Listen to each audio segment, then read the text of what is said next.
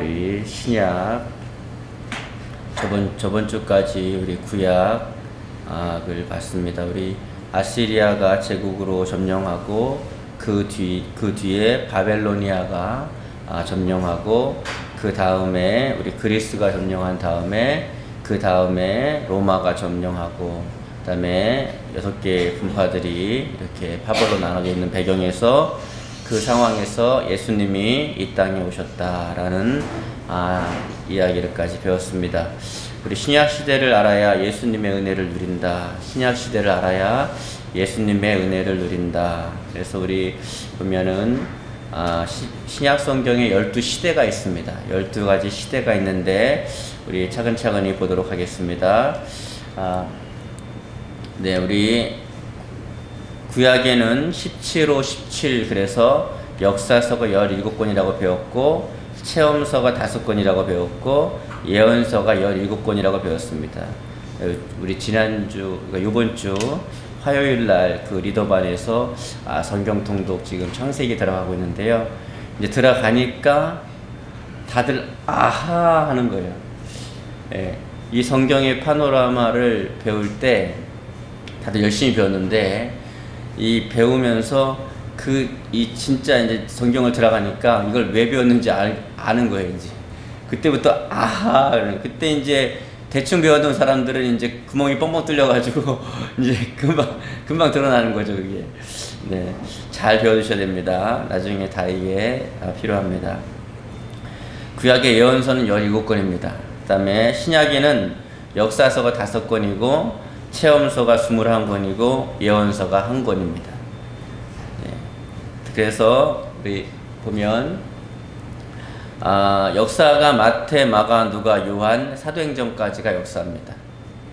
구약은 에스더서까지가 역사지만 신약은 사도행전까지가 역사입니다. 사도행전을 읽으면 만화 성경은 대부분 사도행전 이렇게 돼 있죠. 읽으면 됩니다.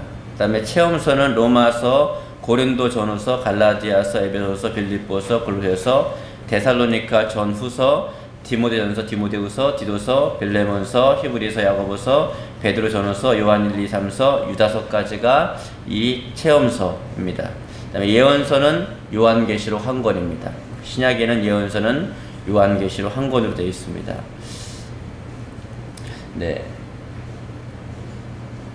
그래서 신약의 서신들을 나눠보면은 로마서부터 유다서까지 되어 있는데 보니까 바울 서신, 그러니까 바울로부터 수신자에 따라서 이제 제목이 붙여지는데 바울이 이렇게 기록자가 돼서 실제는 누가가 썼지만 바울이 기록자로 된 것은 이제 바울이 만약에 갈라디아 지역에 있는 교회들에게 편지를 보내면 갈라디아서 이렇게 됩니다.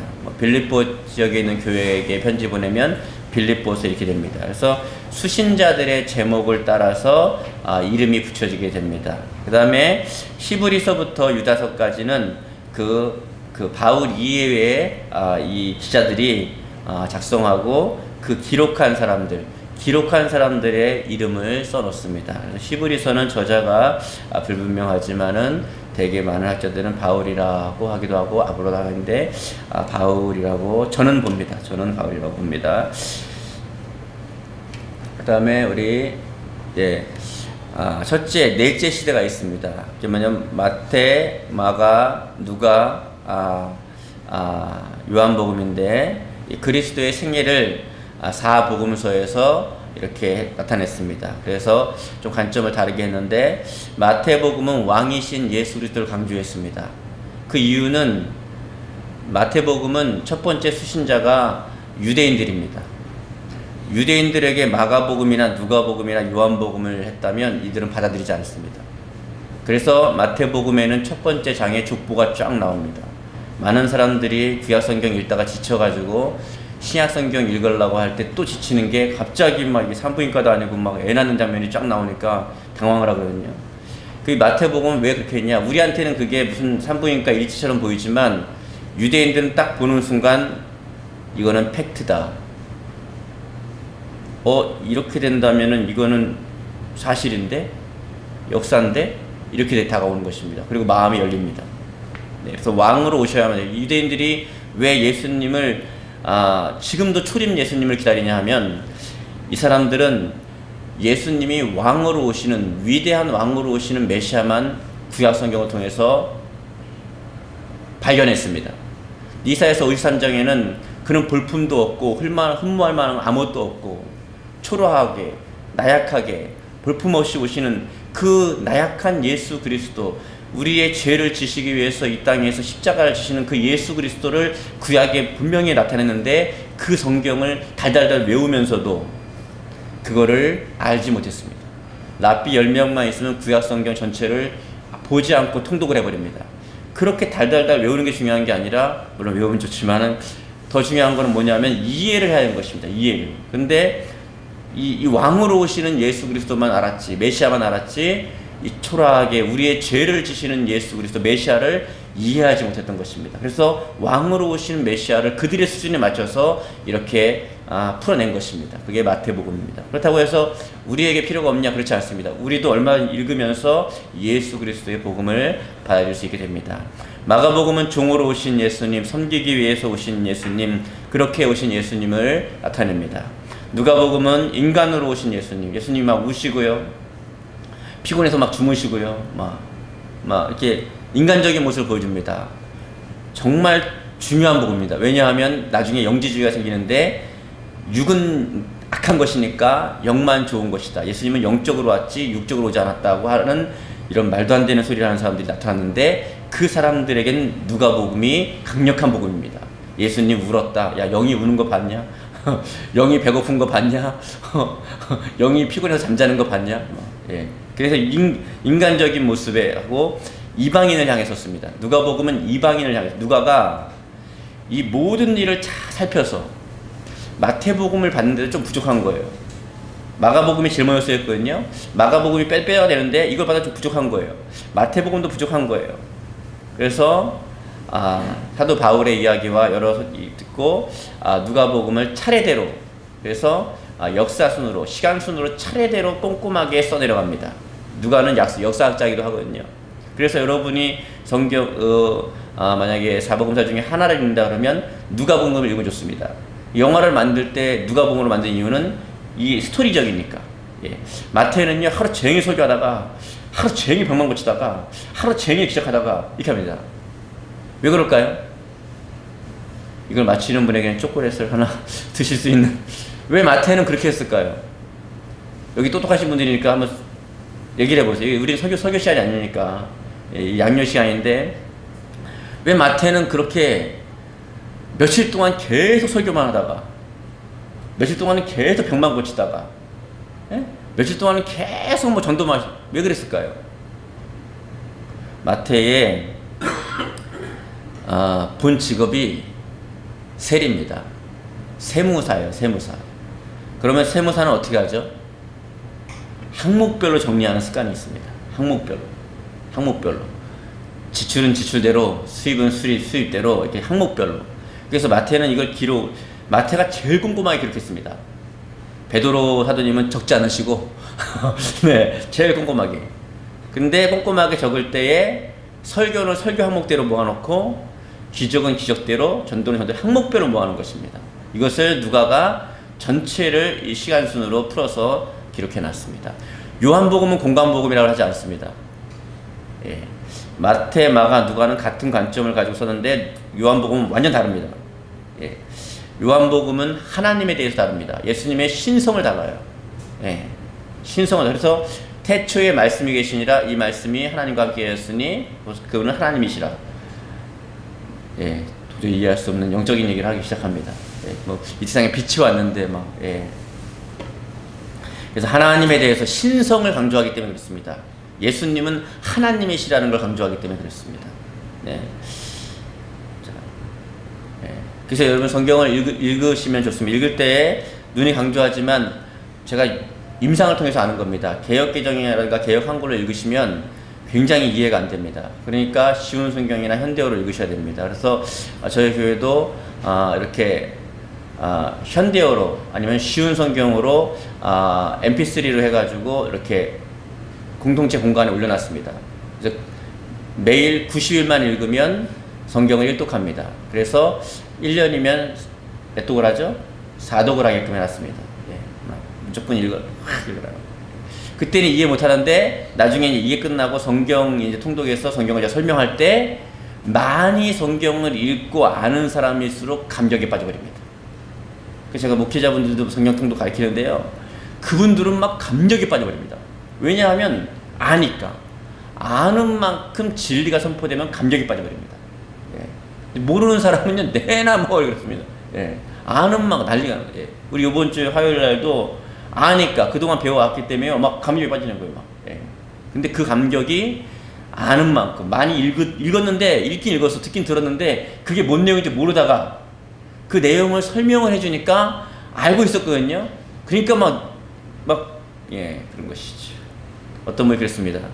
지구 끝까지도 갑니다. 그랬어요. 지구 끝까지도 갑니다. 그랬어요. 예. 그런 세계가 있습니다. 우리 여기 오신 분들도 보니까 굉장히 열심히 이렇게 듣고 하셔서 너무 감사한 것 같아요. 그리고 우리 사도행전은요, 교회의 5번째 시대인데, 예루살렘에서 시작해서 사마리아, 온 유대와 사마리아와 그 다음에 갈릴리 이방까지 전체로 퍼져나갑니다. 이게 사도행전 1장부터 12장까지 얘기입니다. 그리고 교회의 형성을 이야기하고 있습니다. 교회의 형성을 이야기하고 이렇게 있습니다. 예. 그 다음에 마태, 마가, 누가, 요한복음, 그 다음에 사도행전 1장부터 12장까지는 쉽습니다. 교회가 형성되는 과정을 이야기하고 있어요. 예. 베드로가 사람으로서는 주인공처럼 나옵니다. 사람으로서는 주인공, 성령님이 주인공이신데 사람으로서는 베드로가 주인공으로 나옵니다. 그 다음에 사도행전 13장부터 15장까지는 바울의 1차 전도여행, 선교여행이 이루어집니다. 바나바와 함께 이루어집니다. 그래서 13장부터 15장까지는 1차 선교여행이다 이렇게 알고 읽으면 이해가 쉽습니다. 그 다음에 16장부터 18장까지는 바울의 2차 선교여행입니다. 2차 선교여행을 두 번째 한 거예요. 예. 그 다음에 19장부터 21장까지는 바울의 3차 전도여행입니다. 예. 내용이 간단합니다. 그런데 요 분류만 잘 되면 간단합니다. 그 다음에 사도행전 22장부터 28장까지는 바울의 4차 전도여행입니다. 우리 대부분 3차 전도여행까지만 알고 있는데요. 4차, 5차가 있습니다. 예. 그 다음에 후기 사도시대로 들어갑니다. 그 다음에 역사의 종말로 이렇게 진행되어집니다. 네. 그 다음에 보면 자, 바울의 1차 전도여행 때 사도행전 13장부터 15장까지 때 갈라디아서와 야고보서가 기록됩니다. 그러니까 정확히 읽으려면 13장, 15장을 읽고 갈라디아서, 야고보서를 읽으면 좋겠죠. 네네. 이렇게 읽으면 좋습니다. 이렇게 나와 있는 성경도 있습니다. 시판에. 기독교서점 가면 연대 순으로 이렇게 건별로 되어 있는 게 아니라 아예 장도 다 맞춰가지고 나온 성경이 나와 있습니다. 진짜 요즘에는 하나님께 가까워지기 원하면은 정말 가까워질 수 있고, 멀리 가려면 끝도 없이 멀리 가는 악한 시대와 좋은 시대를 살고 있습니다. 이 스마트폰 하나만 갖고 있으면은 하나님과 엄청 가까워질 수도 있고 엄청 멀어질 수도 있는 그런 시대가 있습니다. 여러분 앞으로 좀만 지나면요, 좀만 더 지나면 여러분 이렇게 이 구글이라고 하나요? 이거 뭐 이렇게 쓰시면, 뭐 3D 쓰시면 어느 정도냐면 실제로 개발되는 상용화가 안 됐습니다. 게임은 그 사람이 그 안에 들어갑니다. 그냥 게임 세계 안으로. 그런데 이제 좀 지나면 아마 성경 이렇게 공부하는 시간이 없어질 거예요. 필요가 없습니다. 왜냐하면 딱 쓰고 들어가면 창세기부터 계시록까지를 그냥 몸으로 싹 체험하고 나올 겁니다. 예. 지금은 알지 못하나 이후에 너희 가운데 선지자가 있었다 할 것입니다. 반드시 그런 시대가 옵니다. 예. 분명히 여러분이 지금 이렇게 지금 현실에 있는 것처럼 창세기부터 계시록까지를 싹 경험하고 끝냅니다. 예. 그런 시대가 옵니다. 그러면서 이제 옛날 얘기하는 거예요. 옛날에는 뭐 박 목사님이 와가지고 이렇게 막 말로 설명하다는데 니네는 좋은 시대에 살고 있다. 이제 그런 때가 옵니다. 이제. 그 다음에 바울의 2차 전도 여행은 16장부터 18장까지입니다. 데살로니가 전서, 데살로니가 후서가 이때 기록됩니다. 이때 기록돼요. 이때 기록됩니다. 그 다음에 바울의 3차 전도 여행은 사도행전 19장부터 21장까지 있습니다. 고린도 전후서가 기록되고 로마서가 이때 기록됩니다. 이때 기록됩니다. 예. 그 다음에 바울의 4차 전도 여행은 사도행전 22장부터 28장까지인데 에베소서, 골로새서, 빌립보서, 빌레몬서, 빌립보서가 기록됩니다. 예. 이게 에빌골빌인데요. 옥중서신이라고 하죠. 여러분 옥중서신을 알고 있지만 정확하게는 가택연금서신입니다. 서신입니다. 감옥에 갇혔던 것이 아니라 가택연금입니다. 그러니까 집을 자기 돈 주고 사서 들어가는데 바깥으로 나오지 못해요. 누구든지 와서 만날 수는 있지만 나갈 수는 없습니다. 가택연금이 된 거예요. 4차 때는 가택연금 냅니다. 나중에 5차 때는 정말 끔찍한 감옥에 들어가서 사도 바울은 종말을 맞이합니다. 5차 전도 여행 때 그 감옥은 이렇게 써 있습니다. 여기에 들어오는 자는 희망을 버려라. 뭐 이런 식으로 써 있습니다. 그리고 바깥으로 나와 있는 유일한 창문이 있는데 하필이면 그 창문을 바라보면 십자가 처형틀밖에 안 보입니다. 그러니까 소망이 아예 없는 감옥이죠. 예, 너무 춥고. 그때 디모데 전후서를 기록하고 디도서와 베드로 전후서가 기록됩니다. 그리고 디모데에게 바울이 외투를 좀 갖고 오라고 합니다. 춥다고. 네, 굉장히. 그리고 바울이 이제 내가 마지막이라는 것을 알게 됩니다. 마가도 보고 싶어하고 다 보고 싶어합니다. 사람이요 죽을 때가 되면 여러 사람 보고 싶어합니다. 그렇죠? 이상하게 이렇게 죽을 때가 되면은 좀 막내 아들도 보고 싶고 큰 딸도 보고 싶고 작은 딸도 보고 싶고 왼수도 보고 싶고 다 이렇게 보고 싶어져요. 사람이 그렇습니다. 그다음에 후기 사도 시대에는 요한 1서, 2서, 3서, 유다서, 시브리서가 이때 기록됩니다. 그다음에 요한 사도가 마지막에 계시록을 쓰고 성경의 마지막을 딱 덮고 하늘나라로 갑니다. 이렇게 시대적 위치가 서신들이 이렇게 있습니다. 근데 신앙이 어릴 때는 이 성경 말씀에 대한 흥미가 별로 없습니다. 예. 그래서 양육이 필요합니다. 그래서 기초적인 것을 가르치고 성령의 기름을 받게 하고 그 다음에 하면 성령의 기름을 받고 말씀을 배우며 인격적으로 하나님 만나는 순간 완전히 사람이 바뀝니다. 말씀을 배우고 싶어서 막 이 열정이 불가같이 일어납니다. 진짜 예수님 만난 사람은 하나님 말씀을 그러니까 애가 태어나면 어떻게 해요? 막 먹고 싶어하죠. 막 엄청 막 좀 크잖아요. 그럼 어떻게 젖을 안 먹고 어떻게 해요? 고기 먹고 싶어하고 막 그러잖아요. 그렇습니다. 자, 그다음에 우리 신약의 연대 순으로 보겠습니다. 마태, 마가, 누가, 요한복음, 그 다음에 1장부터 12장까지는 교회 형성입니다. 이렇게 아까 봤듯이 진행되고 있습니다. 이렇게 시대순으로 쫙 진행되고 있는 것을 한번 이렇게 스캔하시면 좋습니다. 딱 보시고 있습니다. 그 다음에 자, 신약의 연대입니다. 그리스도의 초림과 재림인데, 자, 첫 번째 오심은 구유에 누우셨습니다. 아주 이 구유의 아주 초라한 모습으로 이사야서 53장의 말씀대로 누우셨고 어린 양으로 오셨습니다. 우리의 속죄 죄로 인하여서 어린 양으로 레위기에 의해서 어린 양이 오셨고 멸시받고 거부를 받았습니다. 멸시받으셨고 우리 때문에 멸시를 받으시고 거부를 받으셨습니다. 낮고 가난하고 천하는 데 오셨고 원수들을 우리 같은 원수를 위해서 죽으셨습니다. 우리가 죄악으로 원수 되었을 때에 우리를 화평케 하시려고 우리를 위해 죽으셨습니다. 그 다음에 사탄이 구주를 시험하고 그리스도께서 의롭지 못한 세상에 나타나십니다. 그 다음에 죄를 위해 죽었다가 부활하십니다. 이게 첫 번째 오심이에요. 그 다음에 교회 시대가 지금 진행 중이고 두 번째 오심은 산 위에 내려오시고 왕으로 오시고 이게 이제 유대인들이 바라는 원래 그 모습이죠. 모든 사람이 무릎을 꿇고 경배하고 권세 있고 풍성합니다. 사도 요한이 그 실제 예수님을 봤을 때 잘 못 알아봤다고 할까요? 좀 다르게 생소하게 느꼈던 것은 실제 예수님은 이 땅에 오셨던 3년 반 동안의 예수님하고는 좀 다릅니다. 그 다음에 권세가 있습니다. 그 다음에 원수들이 죽음을 당하고 사단이 무정에 갇혀버리고 그리스도께서 세상을 의로 이끄십니다. 그리고 영원히 지배하고 통치하십니다. 다시 오시는 그날에 그러한 일이 벌어지게 되는 것입니다. 그 다음에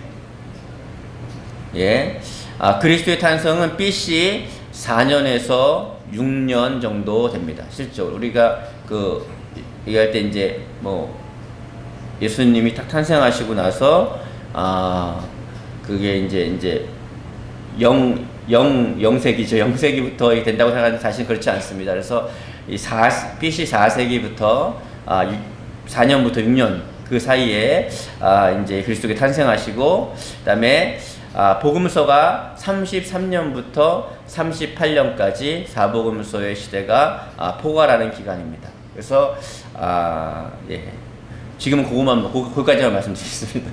네, 왜냐면 여러분이 또 혼란스러워하는 부분이 있기 때문에 그렇습니다. 그래서 그리스도의 공생의 사역 시작은 AD 29년에 시작합니다.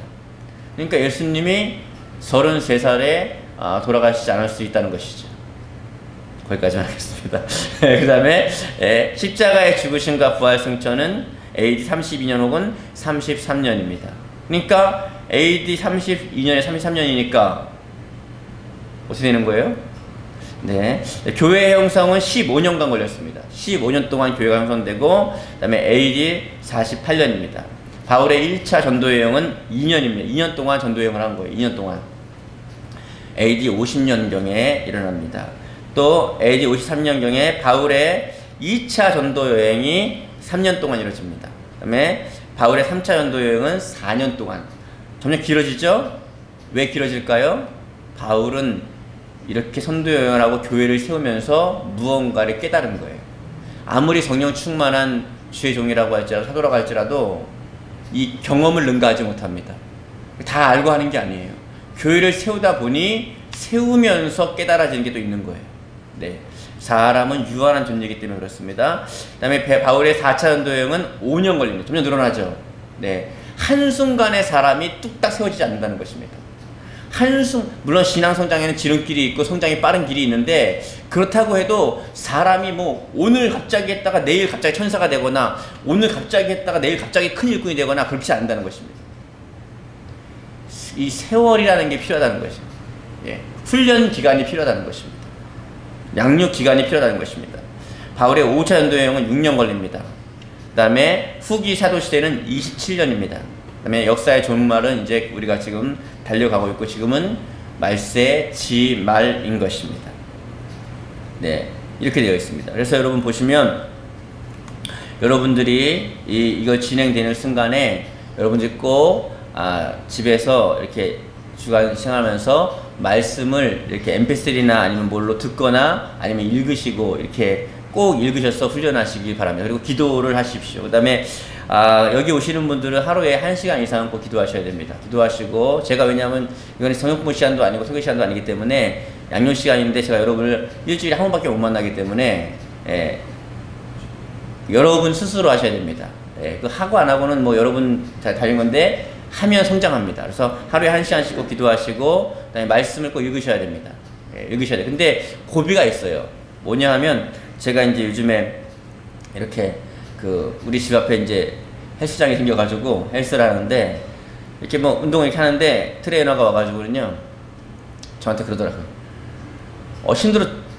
힘들어 죽겠는데 와가지고는요, 제일 힘든데 한 번만 더 하시죠 그러는 거예요.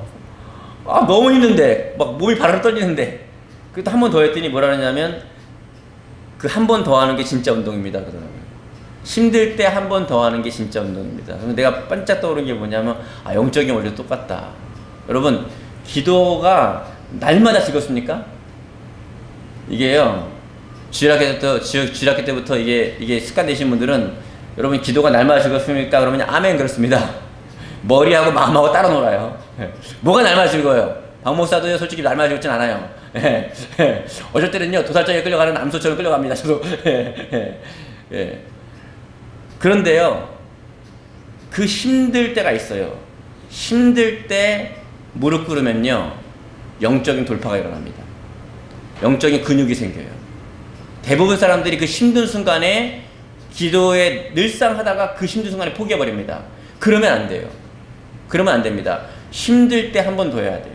힘든 순간에 한 번 더 무릎 꿇고 기도하면요, 대개 임상적으로 보면요, 그날이라든가 그 순간에 영적인 근육이 생겨서 내가 뛰어넘지 못했던 영적인 세계로 돌파가 일어납니다. 근데 그거를 왜 내 안에는 성령님만 역사하시는 것이 아니라 나의 기도를 억누르고 있는 어떤 내가 항상 그만큼밖에는 나가지 못하는 그런 세력이 있는 거예요. 그래서 내가 은혜 받으려고 할 때 좀 더 나갈 때 왠지 막 별로 좀 기도하고 싶지 않고 좀 괜히 컨디션 난준 것 같고 괜히 그래요. 근데 실상이 그렇지 않다는 것을 벗어나서만 알 수 있어요. 예, 전혀 모릅니다. 그 상황에서는. 그럴 때 한 번 더 나가서 기도하면 그 눌려있던 것이 떠나갑니다. 그러면 돌파가 일어납니다. 확 올라가요. 그때 알합니다. 아, 내가 피곤한 게 아니었구나. 여러분 몸이 좀 찌뿌둥하고 힘들어요. 피곤해요. 그때 그 가서 운동하면요 지쳐 쓰러지죠? 아닙니다. 그 운동 안 해본 사람이에요. 몸이 찌뿌둥할 때 가서 운동하면요 상쾌해집니다. 맞죠? 상쾌해집니다. 예. 예, 여기는 없겠지만 저쪽 어디 분들은 뭐 전혀 알 수 없는 세계를 얘기하는 거죠. 예. 진짜입니다. 이 몸이 뿌둥할 때 운동하면 상쾌해집니다. 마찬가지로 영적으로 내가 찌뿌둥한데 내가 또 이렇게 하면 더 힘든 거 아니냐 싶은데 그렇지 않습니다. 훨씬 더 상쾌해져 버립니다. 내가 피곤이 안 했네? 이렇게 됩니다. 아, 이게 눌린 거였구나. 말씀도 마찬가지입니다. 여러분, 말씀 있는 게 날마다 즐겁죠? 꿀송이처럼 달고. 네? 거짓말입니다, 그거.